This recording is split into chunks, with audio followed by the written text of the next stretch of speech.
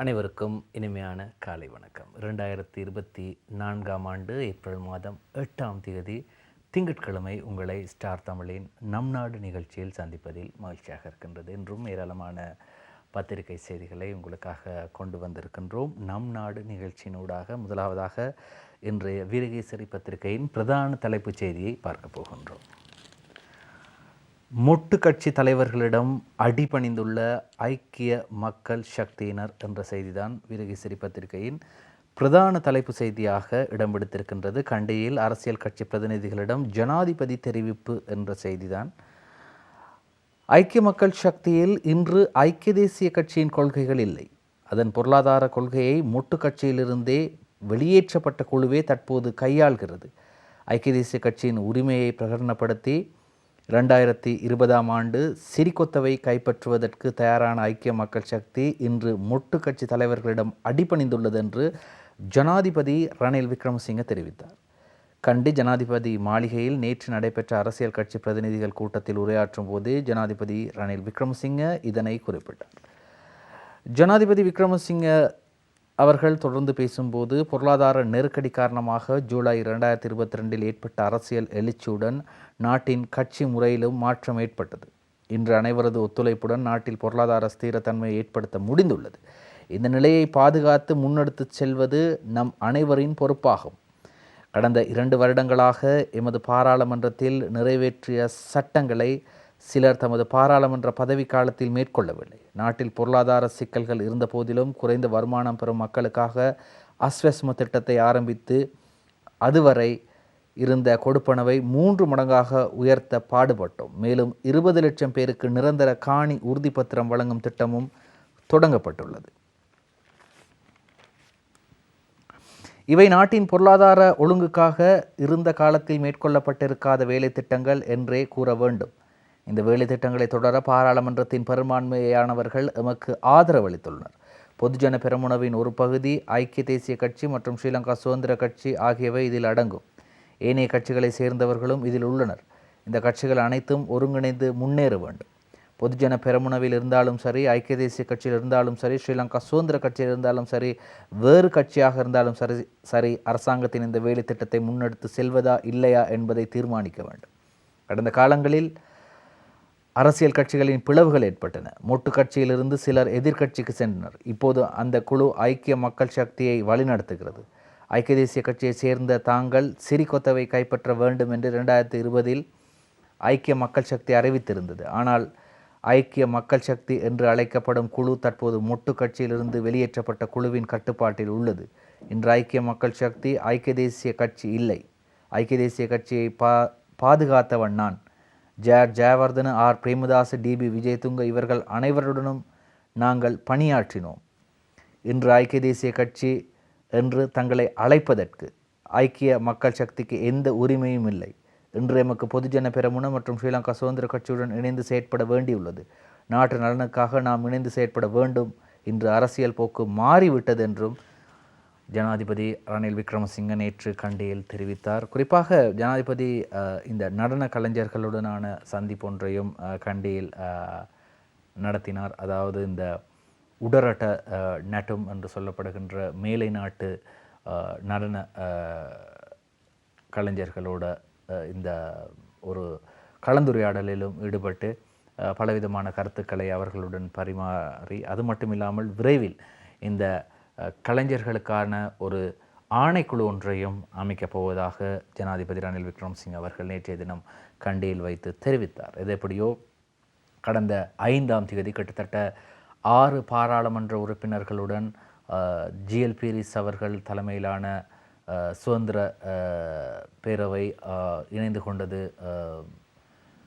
ஐக்கிய மக்கள் சக்தியுடன் இணைந்து ஒரு ஒப்பந்தத்தை மேற்கொண்டது. அது தொடர்பாக தான் ஜனாதிபதி பேசியிருக்கின்றார். எனவே இப்படி இருக்கும்போது இன்னமும் ஸ்ரீலங்கா பொதுஜன பெரமுனவிலிருந்து ஏராளமான உறுப்பினர்கள் இணைய காத்திருக்கின்றார்கள் என்று ரஞ்சித் மத்தும பண்டார ஐக்கிய மக்கள் சக்தியின் பொதுச் செயலாளர் அண்மையில் தெரிவித்திருந்தமையும் குறிப்பிடத்தக்க விடயமாக இருக்கிறது. சரி, இப்படி இருக்கும்போது ஸ்ரீலங்கா பொதுஜன பெரமுனவிலிருந்து கொஞ்சம் கொஞ்சமாக குழுக்கள் பிரிந்து பிரிந்து சென்று விட்டது. எனவே அந்த கட்சியின் நிலைப்பாடு என்ன, அந்த கட்சி ஒரு ஜனாதிபதி வேட்பாளரை களமிறக்குமா என்ற கேள்விக்கு மஹிந்த ராஜபக்ச முன்னாள் ஜனாதிபதி பதிலளித்திருக்கிறார். பார்க்கலாம்.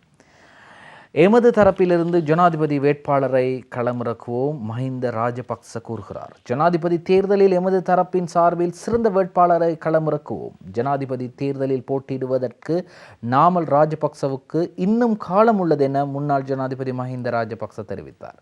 அனுராதபுரத்தில் நேற்று ஞாயிற்றுக்கிழமை மத வழிபாட்டில் ஈடுபட்டதன் பின்னர் ஊடகங்களுக்கு கருத்து தெரிவிக்கையில் மேற்கண்டவாறு குறிப்பிட்டிருக்கிறார். ஊடகவியலாளர்கள் எழுப்பிய கேள்விகளுக்கு முன்னாள் ஜனாதிபதி மேலும் பதிலளிக்கையில், உங்கள் தாய் கட்சியான ஸ்ரீலங்கா சுதந்திர கட்சியில் பிரச்சனைகள் தீவிரமடைந்துள்ளன.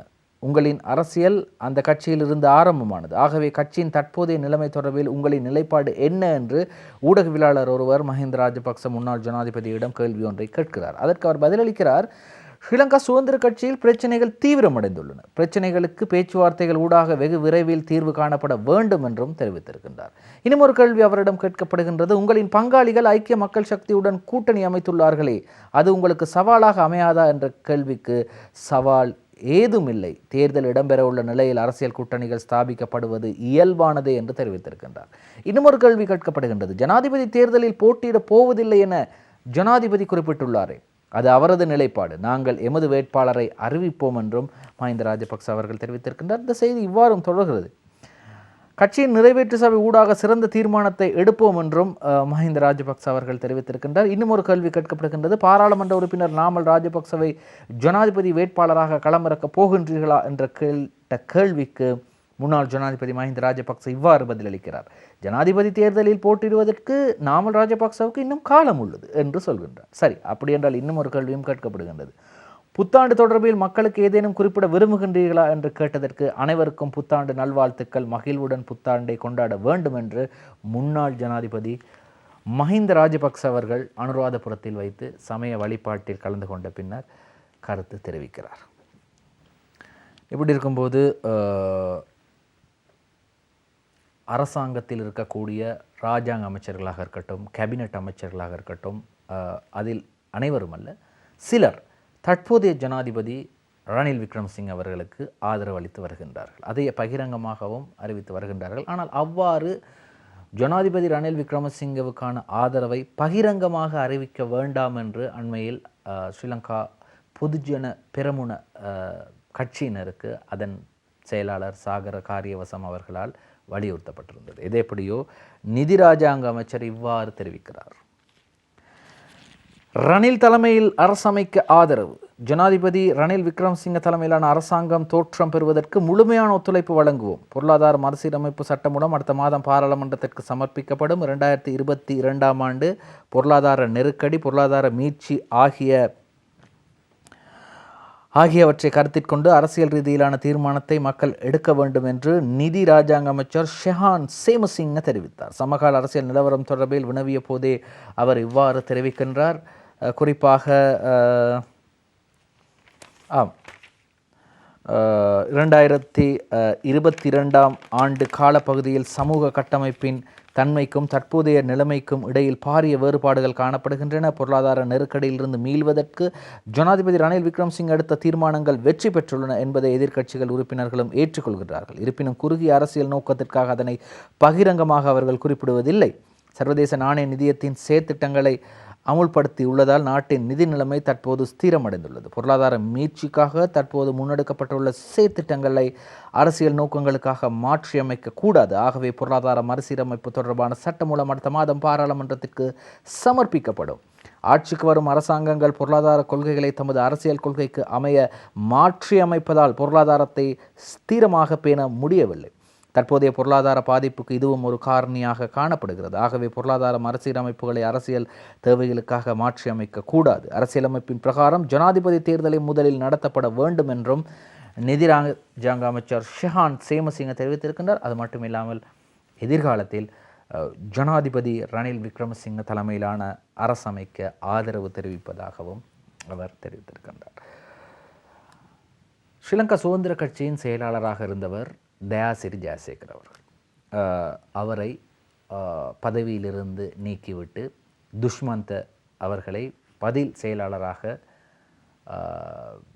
நியமித்தார் முன்னாள் ஜனாதிபதி மைத்ரிபால சிறிசேன அவர்கள்.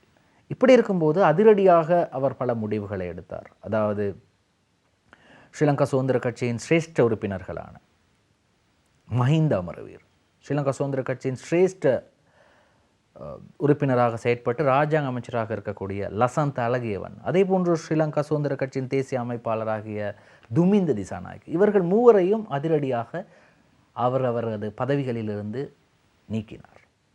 எனவே இவர் நீக்கியதை அடுத்து அவர்கள் விரைவாக சென்றார்கள் நீதிமன்றத்திற்கு. எனவே நீதிமன்றம் எதிர்வரும் 18ஆம் தேதி வரை முன்னாள் ஜனாதிபதியும் ஸ்ரீலங்கா சுதந்திர கட்சியின் தலைவருமாகிய மைத்ரிபால சிறிசேன அவர்களை தலைவர் பதவியில் செயற்பட முடியாது என்று தடை உத்தரவு பிறப்பித்தது. இதற்கிடையில் ஸ்ரீலங்கா சுதந்திர கட்சியின் பிரதி தலைவராகிய அல்லது உபத்தலைவராகிய அமைச்சர் நிமால் சிறிபால் டி சில்வா பதில் செயலாளராகிய துஷ்மந்தவுக்கு ஒரு கடிதத்தை எழுதுகிறார். 8ஆம் தேதி இன்று 8ஆம் தேதி திங்கட்கிழமை இன்று காலை 10 மணிக்கு ஸ்ரீலங்கா சுதந்திர கட்சியின் அனைத்து முக்கிய உறுப்பினர்களையும் அழைக்குமாறும் உடனடியாக கட்சி அலுவலகத்திற்கு அழைக்குமாறும் அழைப்பு விடுக்குமாறும் கடிதம் ஒன்றை அனுப்பியிருந்தார். இந்த நிலையில் ஸ்ரீலங்கா சுதந்திர கட்சி மூடப்பட்டிருக்கின்றது, தலைமையகம் மூடப்பட்டிருக்கின்றது. யாரும் உள்ளே செல்ல முடியாத அளவுக்கு டார்லி வீதியில் அமைந்திருக்கக்கூடிய ஸ்ரீலங்கா சுதந்திர கட்சியின் தலைமை அலுவலகம் மூடப்பட்டிருக்கின்றது. அங்கே அந்த கேட்டில் கதவில் ஒரு கடிதமும் அதாவது நீதிமன்ற உத்தரவும் அங்கே ஒட்டப்பட்டிருக்கின்றது. இப்படி இருக்கும் நிலையில் அங்கே இருக்கக்கூடிய நிறைய ஃபைல்களை, முக்கியமான ஆவணங்களை காணவில்லையாம். இப்படியும் போலீஸில் புகார் செய்யப்பட்டிருக்கின்றது. இந்த நிலையில் இன்று நடைபெறவிருக்கும் கூட்டத்திற்கு எக்காரணம் கொண்டும் 3 பேரை அழைக்க வேண்டாம் என்று நிமால் சிறிபால் டி சில்வா தெரிவித்திருக்கின்றார். யார் அந்த 3 பேர்? முதலாவதாக இருப்பவர் மைத்ரிபால சிறிசேன, இரண்டாவதாக இருப்பவர் தயாசிறி ஜெயசேகர, மூன்றாவதாக இருப்பவர் ஷான் விஜயலால். இவர்கள் மூவரையும் தவிர ஏனையவர்களை அழைக்குமாறு அமைச்சர் நிமால் சிறிபால் டி சில்வா கடிதம் ஒன்று எழுதியிருக்கின்றார். எது எப்படியோ யார் என்ன சவால்களை விடுத்தாலும், யார் என்ன பிரச்சனைகளை கொடுத்தாலும் நான் முன்னோக்கி செல்வேன் என்று முன்னாள் ஜனாதிபதி மைத்ரிபால சிறிசேன தெரிவித்திருக்கின்றார். செய்தி வெளியாகின்றது இன்றைய வீரகேசரி பத்திரிகையில். சவால்களை சுதந்திர கட்சி சமாளிக்கும் மைத்ரிபால சிறிசேன கூறுகிறார். ஸ்ரீலங்கா சுதந்திர கட்சி எதிர்கொண்டுள்ள பிரச்சனைகளை தீர்த்து கொண்டு எதிர்வரும் தேர்தலுக்கு முகம் கொடுக்க கூட்டணி அமைக்கும் நடவடிக்கையை முன்னெடுப்போம். இவ்வாறான சவால்களை ஏற்படுத்தினாலும் அதனை முறியடித்து கொண்டு முன்னுக்கு செல்வோம் என முன்னாள் ஜனாதிபதி மைத்ரிபால சிறிசேன தெரிவித்தார். ஸ்ரீலங்கா சுதந்திர கட்சியின் மாவட்ட சம்மேளனம் நேற்று முன்தினம் கடுவெலையில் இடம்பெற்றது. இதில் கலந்து கொண்டு உரையாற்றுகையில் அவர் இவ்வாறு தெரிவித்தார். ஸ்ரீலங்கா சுதந்திர கட்சி வரலாற்றில் பல தடவைகள் பல்வேறு நெருக்கடிகளை எதிர்கொண்டிருந்தது. அப்போது எமக்கு ஏற்பட்ட சவால்களை முறியடித்து கொண்டு கட்சியை முன்னெடுத்து செல்ல நாங்கள் நடவடிக்கை எடுத்திருக்கின்றோம். அதே போன்று தற்போது கட்சிக்கு எதிராக பல்வேறு சவால்களை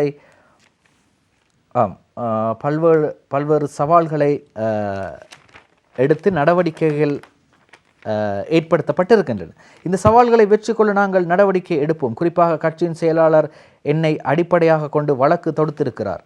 அதே போன்று முன்னாள் ஜனாதிபதி சந்திரிகா குமாரதுங்க நீதிமன்றம் சென்று என் கட்சியின் தலைவர் பதவியில் இருந்து நீக்கியிருக்கிறார். எதிர்வரும் 18ஆம் தேதி வரை நீதிமன்றம் இடைக்கால தடையை விதித்திருக்கின்றது என்றும் மைத்ரிபால சிறிசேன அவர்கள், முன்னாள் ஜனாதிபதியும் இப்போது அவரை ஸ்ரீலங்கா சுதந்திர கட்சியின் தலைவர் என்று கூற முடியாது. காரணம், நீதிமன்றம் 18ஆம் தேதி வரை தடை உத்தரவு விதித்திருக்கின்றது. சரி, இந்த நேரத்தில் ஸ்டார் தமிழின் நம் நாடு நிகழ்ச்சியில் ஒரு சிறிய விளம்பரம் இடைவேளைக்கு பிறகு தொடர்கிறது. நம் நாடு. சரி, முதலாவதாக இந்த நம் நாடு இடைவேளைக்கு செல்ல முதல் நாங்கள் மைத்ரிபால சிறிசேன தொடர்பான ஒரு செய்தியை பார்த்தோம். சவால்களை சுதந்திர கட்சி சமாளிக்கும் என்ற செய்தி. ஆனால் ஜனாதிபதி தேர்தல் வரும்போது மைத்ரிபால சிறிசேன பலர் என்று கூறுவதை விட சகலருக்கும் சவாலாக அமையப் போகிறார் என்று கூறுகின்றார் மத்திய மாகாண முன்னாள் முதலமைச்சர் சரத் ஏக்கநாயக்க. பார்க்கலாம் இந்த செய்தி. ஜனாதிபதி தேர்தல் அறிவிக்கப்பட்டால் எதிர்வரும் மே 1ஆம் தேதி ஸ்ரீலங்கா சுதந்திர கட்சியின் நிலைப்பாட்டை வெளிப்படுத்துவோம். மைத்ரிபால சிறிசேனவே அனைவருக்கும் சவாலாக இருக்க போகிறார் என மத்திய மாகாண முன்னாள் முதலமைச்சர் சரத் ஏக்கநாயக்க தெரிவித்தார். முன்னாள் ஜனாதிபதி மைத்ரிபால சிறிசேன தலைமையில் நேற்று முன்தின மாலையில் பெல்லன்வில விஹாரையில் இடம்பெற்ற மத வழிபாட்டு நிகழ்வின் பின்னர் ஊடகங்களுக்கு கருத்து தெரிவிக்கையில் அவர் இவ்வாறு தெரிவிக்கின்றார். ஸ்ரீலங்கா சுதந்திர கட்சி இந்த நாட்டில் இருக்கும் பழமை வாய்ந்த கட்சி. நாடு அரசியல் ரீதியில் தற்போது நெருக்கடி நிலையில் இருப்பதால் எதிர்வரும் ஜனாதிபதி தேர்தல் அரசியல் கட்சிகளுக்கு பாரிய சவாலாக அமையும். அதனால் பிரதான கட்சிகள் தற்போது கூட்டணி அமைக்கும் நடவடிக்கையில் தீவிரமாக ஈடுபட்டு வருகின்றன. அந்த வகையில் ஸ்ரீலங்கா சுதந்திர கட்சியுடன் இணைந்து கூட்டணி அமைக்க பல தரப்பினர் முன்வந்திருக்கின்றனர். ஜனாதிபதி தேர்தல் அறிவிக்கப்பட்டால் எதிர்வரும் மே 1 இடம்பெறும் கட்சியின் மே தின கூட்டத்தின் போது கட்சியின் நிலைப்பாட்டை பகிரங்கமாக அறிவிப்போம். ஜனாதிபதி தேர்தலில் ஸ்ரீலங்கா சுதந்திர கட்சியின் நிலைப்பாடு என்னவாக இருக்கும் என்பதை அறிந்து கொள்ள பிரதான கட்சிகள் மிகவும் ஆர்வத்துடன் இருக்கின்றன. ஜனாதிபதி தேர்தலில் மைத்திரிபால ஏனைய ஜனாதிபதி வேட்பாளர்களுக்கு மிகவும் சவாலாக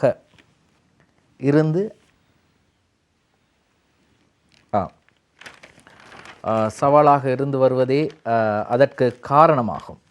அதனால் ஸ்ரீலங்கா சுதந்திர கட்சிக்குள் பிரச்சனையை ஏற்படுத்தி கட்சியை பிளவுபடுத்துவதற்கு பல்வேறு சதித்திட்டங்கள் இடம்பெற்று வருகின்றன. எந்த சதித்திட்டத்தை மேற்கொண்டாலும் கட்சி ஆதரவாளர்கள் கட்சியுடன் மிகவும் உறுதியாக இருக்கின்றனர். எனவே ஜனாதிபதி தேர்தல் அறிவிக்கப்பட்டால் அது தொடர்பில் கட்சியின் நிலைப்பாட்டை நாங்கள் அறிவிப்போம். சில சந்தர்ப்பங்களில் கட்சி சார்பாக வேட்பாளர் ஒருவரை களமிறக்குவது தொடர்பாகவும் ஆலோசித்து வருகின்றோம் என்றார். இப்படி இருக்கும்போது 140 பாராளுமன்ற உறுப்பினர்களை கொண்ட ஒரு கட்சியாக பாராளுமன்றத்திலே திகழ்ந்தது ஸ்ரீலங்கா சுதந்திர கட்சி. ஆனால் இன்று 140 பேர் இருந்த ஸ்ரீலங்கா சுதந்திர கட்சி இன்று வெறும் 2 பேராக அந்த கட்சி குறைந்திருக்கின்றது. அதிலே 2 பாராளுமன்ற உறுப்பினர்கள் மட்டுமே ஸ்ரீலங்கா சுதந்திர கட்சியாக இருக்கின்றார்கள். ஒருவர் மைத்ரிபால சிறிசேன, மற்றவர் பதில் செயலாளர் துஷ்மந்த். எனவே இதுதான் அந்த கட்சியின் தற்போதைய நிலை. சரி, எது எப்படியோ எதிர்வரும் காலங்களில் நாம் பொறுத்திருந்து பார்க்கலாம். சரி, இப்படி இருக்கும்போது யாழ்ப்பாணத்திற்கு அனுரகுமார் திசாநாயக்க சென்று அங்கு அனுரகுமார திசாநாயக்க யாழ்ப்பாணத்தில் இருக்கக்கூடிய இளைஞர்கள் அதே போன்று வர்த்தக பிரமுகர்கள் ஆகியோரை சந்தித்து பேசினார், அங்கே உரையாற்றினார். அதன் போது அவர் தெரிவித்தார், அதாவது இந்த கூட்டத்திற்கு வந்திருப்பவர்கள் தொழில் ஒன்றை பெறுவதற்காகவோ, காணி ஒன்றை பெறுவதற்காகவோ, வீடு ஒன்றை பெறுவதற்காகவோ இங்கு வரவில்லை. மாறாக ஒரே ஒரு நோக்கத்திற்காகத்தான் வந்திருக்கின்றீர்கள், அந்த நோக்கம்தான் எமக்கும் இருக்கின்றது என்று கூறியிருந்தார். எது எப்படியோ இன்னும் பல விடயங்களை கூறியிருந்தார். ஆனால் அனுரவின் உரையில் தமிழர்களுக்கான நம்பிக்கை ஒளிக்கீற்று தென்படவில்லை என்று ஸ்ரீதரன் குற்றம் சுமத்துகிறார். பார்க்கலாம்.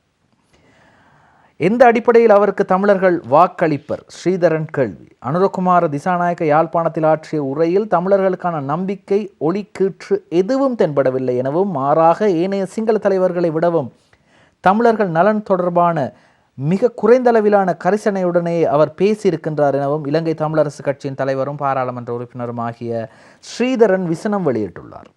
யாழ்ப்பாணத்தில் கடந்த வியாழக்கிழமை நடைபெற்ற இலங்கை ஆசிரியர் சேவை சங்கத்தின் வடமாகாண மாநாட்டில் கலந்து கொண்டு உரையாற்றிய போது தேசிய மக்கள் சக்தியின் தலைவரும் பாராளுமன்ற உறுப்பினருமான அனுரகுமார திசாநாயக்க எமக்கு வாக்களியுங்கள் என்றோ 13+ தருகின்றோம் என்றோ அல்லது சமஷ்டியை தருகின்றோம் என்றோ எமக்கு வாக்களியுங்கள் என்றோ கூறுவதற்காக நான் இங்கு வரவில்லை. வடக்கு, கிழக்கு, தெற்கு என்று பிரதேச பேதங்களும் இன மத பேதங்களுமின்றி நாம் அனைவரும் கூட்டு முயற்சியுடன் ஒன்றிணை வேண்டும். நாட்டை புதியதொரு பாதையில் கொண்டு செல்ல வேண்டும். தமிழ் மக்களின் பிரச்சனைகளுக்கு தீர்வு காண்பதை முன்னிறுத்தி ஒன்றிணைந்த அரசாங்கத்தை அமைக்க முன்வருமாறு வடக்கின் அரசியல் தலைவர்களுக்கு அழைப்பு விடுக்கின்றேன்.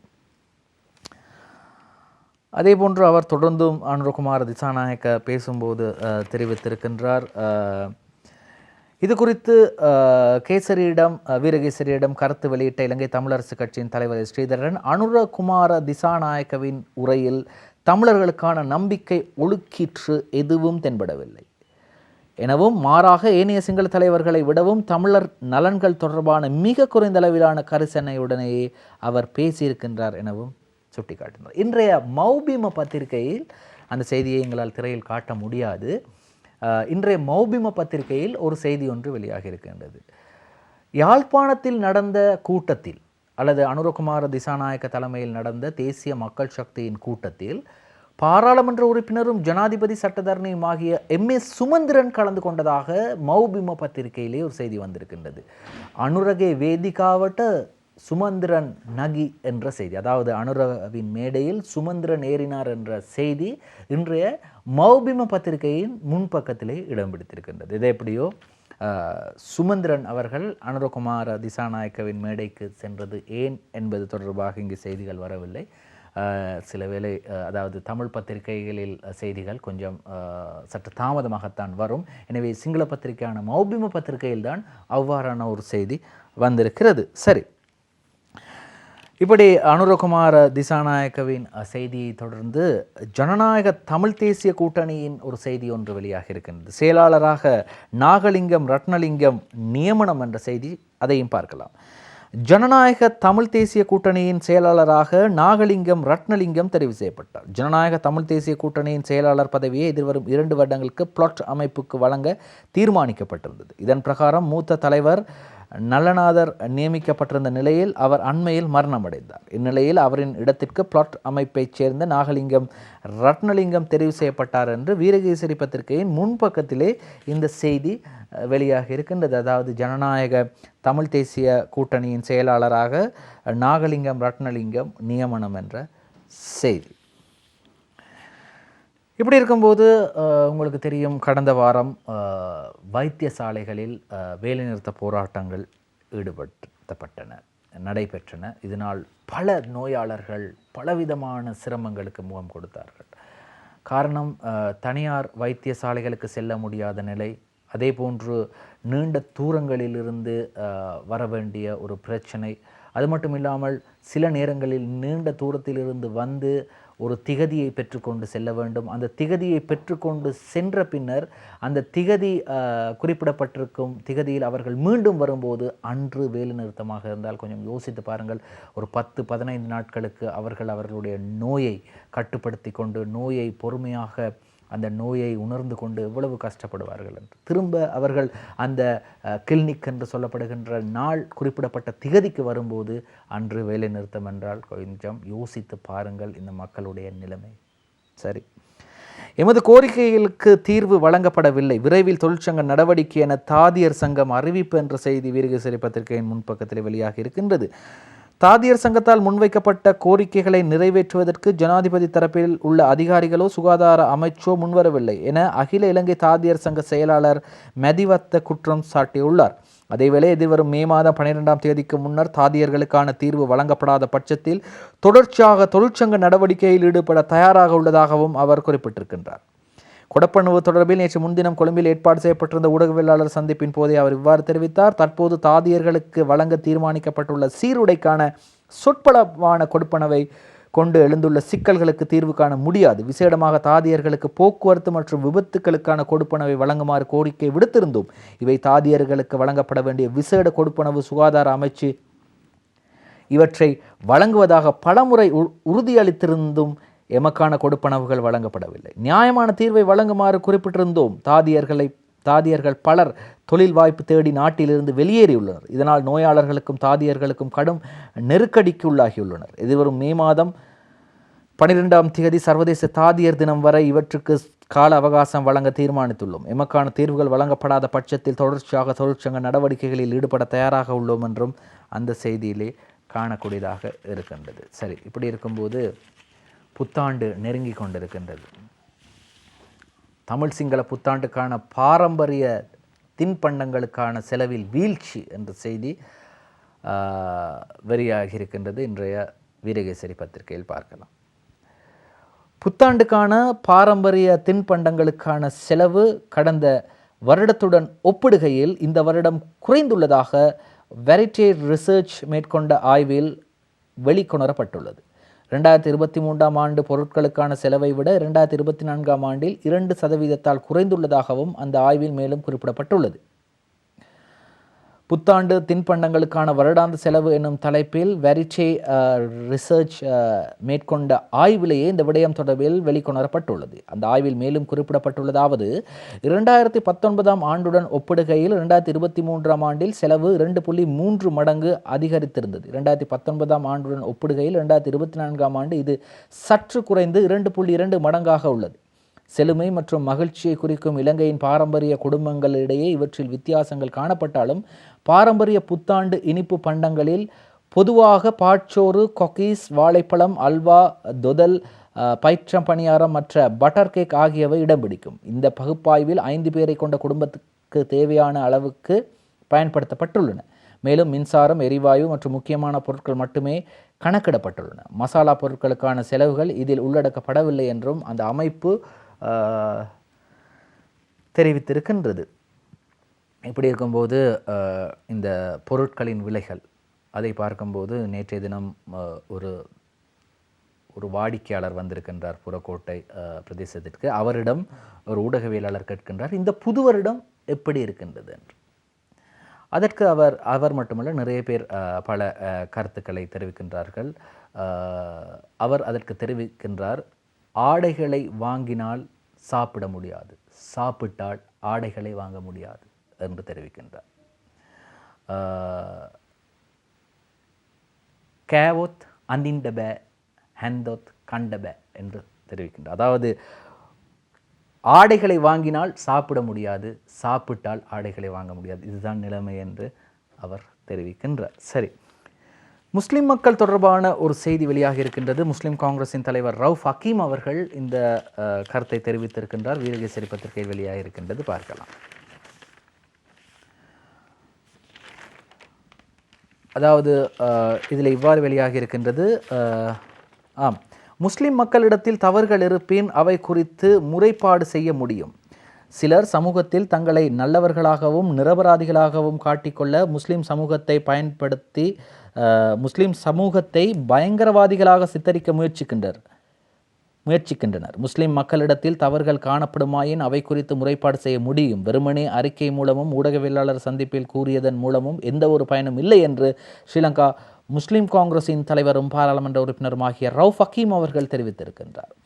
இன்றளவில் சாரானின் குழுவினர் நாட்டில் காணப்படுவதாகவும் அவர்களின் ஆயுதங்கள் பதுக்கி வைக்கப்பட்டுள்ளதாகவும் மீண்டும் இது தொடர்பில் தேடி பார்க்க வேண்டும் எனவும் ஈரோஸ் கட்சியின் செயலாளர் ராஜநாதன் பிரபாகரன் அண்மையில் தெரிவித்திருந்தார். இந்நிலையில் இந்த விடயம் தொடர்பில் பதில் அளிக்கும் போதே ஸ்ரீலங்கா முஸ்லிம் காங்கிரஸின் தலைவர் ரவுஃப் ஹக்கீம் தெரிவித்திருக்கின்றார். எனவே முஸ்லிம் மக்களிடத்தில் தவறுகள் இருப்பின் அவை குறித்து முறைப்பாடு செய்ய முடியும் என்றும் அவர் தெரிவித்திருக்கின்றார். கடந்த நாட்களில் பலரும் தங்களை நிரபராதிகளாக காட்டிக்கொள்வதற்கு புத்தகங்களை வெளியிட்டுக் கொண்டிருக்கிறார்கள். அந்த புத்தகங்களை அவர்களுடன் இருந்தவர்களே விமர்சித்துக் கொண்டிருக்கின்றார்கள். இவையெல்லாம் தங்கள் மீதுள்ள குற்றச்சாட்டுக்களை இல்லாமல் செய்து கொள்வதற்கும் எதிர்காலத்தில் தப்பித்துக் கொள்வதற்குமான முயற்சிகள் மாத்திரமே ஆகும். மேலும் முஸ்லிம் சமூகத்திடம் இவ்வாறான தவறுகள் இருக்குமாயின் உடனடியாக குற்றப்புலனாய்வு திணைக்களத்தில் முறைப்பாடு செய்ய முடியும். அது தொடர்பான தகவல்களை வழங்கி விசாரணைகளை மேற்கொள்ள முடியும். வெறுமனே அறிக்கைகள் மூலமும் ஊடகவியலாளர் சந்திப்பின் கூறுவதன் மூலமும் எந்த பிரயோசனமும் இல்லை என்றும் முஸ்லிம் காங்கிரஸின் தலைவரும் அதே போன்று பாராளுமன்ற உறுப்பினருமாகிய ரவுஃப் ஹக்கீம் அவர்கள் தெரிவித்திருக்கின்றார். இப்படி இருக்கும்போது இந்த பிரசவத்தின் போது, அதாவது குழந்தை பிரசவத்தின் போது மனைவியை வைத்தியசாலையில் அனுமதி செய்துவிட்டு அந்த பிரசவத்தின் பின்னரே அல்லது குழந்தை கிடைத்த பின்னரே அந்த குழந்தையை பார்க்கும் சந்தர்ப்பம் மாறி காசல் வைத்தியசாலையில் இனிமேல் குழந்தை பிரசவத்திற்காக அனுமதிக்கப்பட்ட தாய் பிரசவத்தின் போது தனது கணவருடன் இருக்கலாம் என்ற ஒரு முறையை அறிமுகப்படுத்தியிருக்கின்றார்கள். செய்தி வெளியாகின்றது இன்றைய தினகரன் பத்திரிகையில், பார்க்கலாம். பிரசவ அறைக்குள் கணவன்மாருக்கு அனுமதி, அரச மருத்துவமனைகளில் திட்டம் அமுலாகிறது. மகப்பேற்றுக்காக வரும் கர்ப்பிணிகளுடன் அவர்களது கணவன்மாரும் பிரசவ அறைக்குள் பிரவேசிக்க அனுமதி அளிக்கப்பட்டுள்ளதாக கொழும்பில் உள்ள மகப்பேற்று மருத்துவமனையின் பணிப்பாளர், பார்ப்போம் அந்த செய்தி தொடர்கிறது,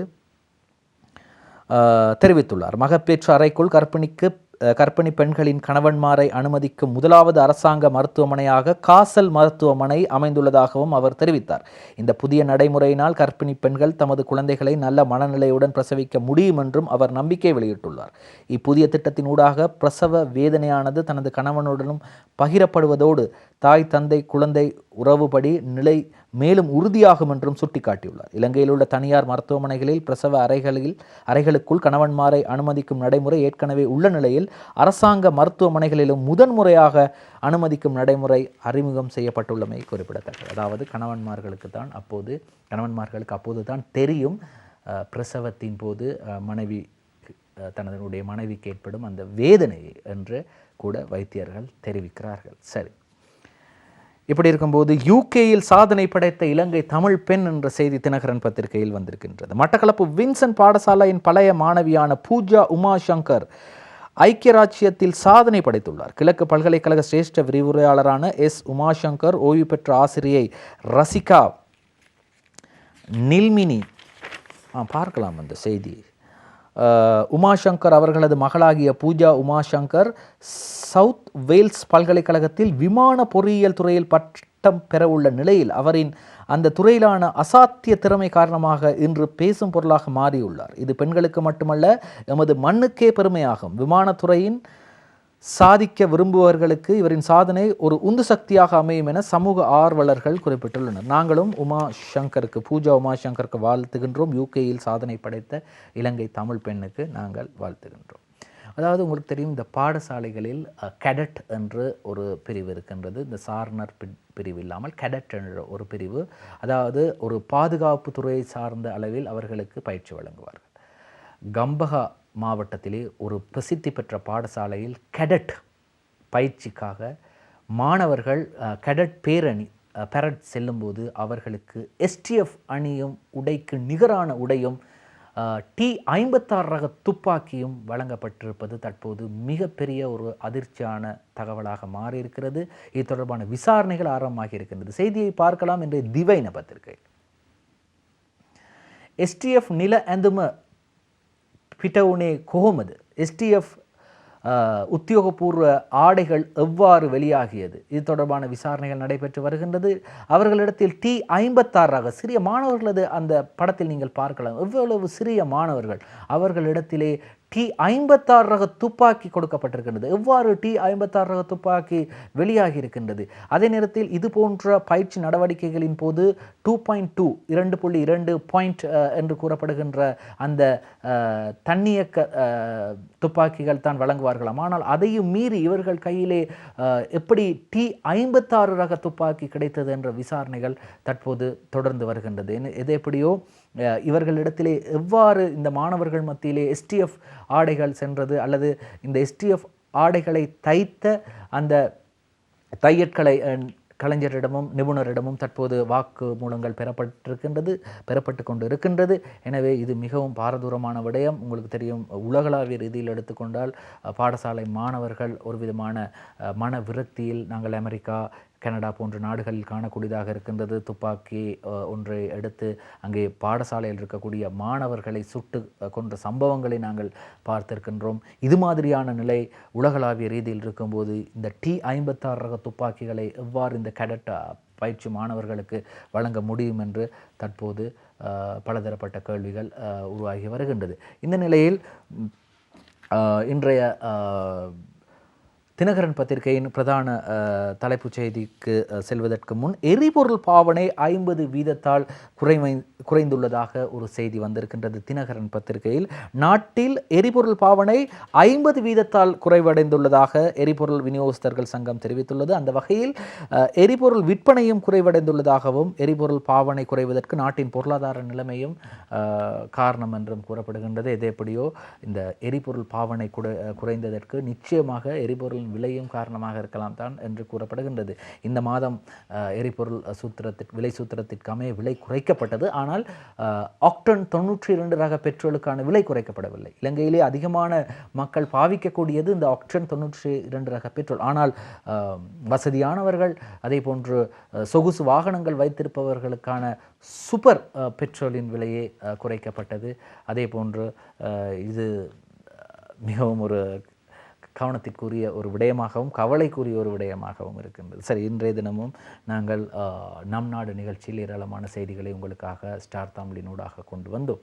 எனவே நாளைய தினமும் நம் நாடு நிகழ்ச்சியில் உங்களை சந்திக்கும் வரை இன்றும் தயாரிப்பில் உதவிய கவின்ஷானுக்கு நன்றிகளை தெரிவித்துக் கொண்டு மற்றும் ஒரு ஸ்டார் தமிழின் நம் நாடு நிகழ்ச்சியில் சந்திக்கும் வரை விடைபெறுகின்றேன். நன்றி, வணக்கம்.